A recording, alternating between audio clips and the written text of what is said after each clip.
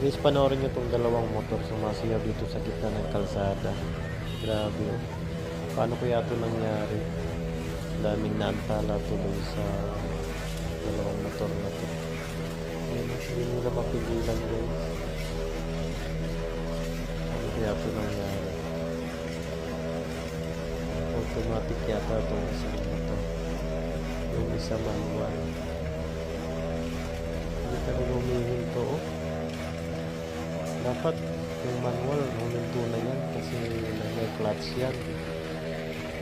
So, automatic paano naman yun naagdan na hindi naman pinitiga yung acceleration. Yan guys oh.